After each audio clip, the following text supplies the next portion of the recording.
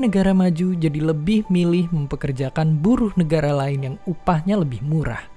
Dan ngerinya, ini udah kejadian di negara kayak Brazil dan Afrika Selatan.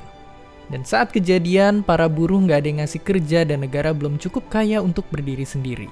Saat itulah negara jadi susah banget untuk naik level jadi negara berpenghasilan tinggi. Dan mungkin untuk selamanya. Makanya itulah yang idealnya Omnibus Law Cipta Kerja pengen cita-citakan.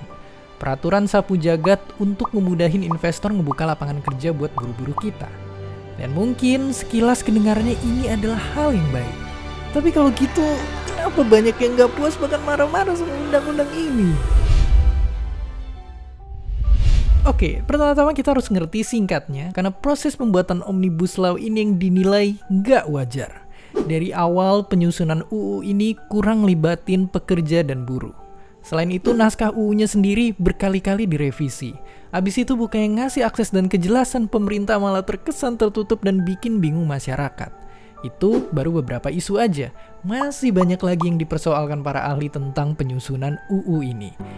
Terus, walaupun sekilas kelihatannya UU ini bakal ngundang investor, di sisi lain, mereka juga enggan ngasih duit ke negara yang gak peduli sama lingkungan. Faktanya, udah ada juga investor asing yang kecewa sama UU ini.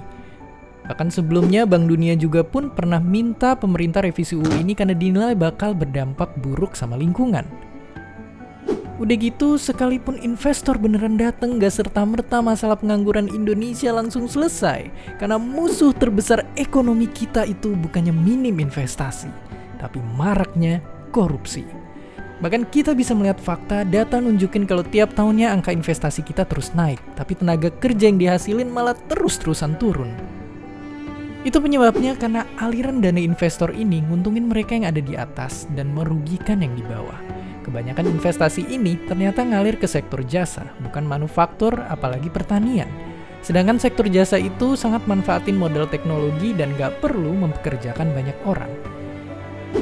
Meskipun bukan berarti investasi di sektor jasa itu sendiri jelek, tapi di sini orang-orang yang gak punya kesempatan untuk belajar skill-skill modern yang diperlukan bakalan habis disingkirkan teknologi.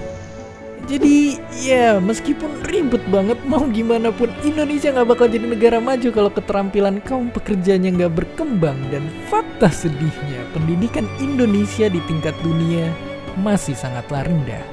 Inilah rapor merah yang seharusnya jadi fokus negara. Solusi yang harus kita lakukan sekaligus PR besar kita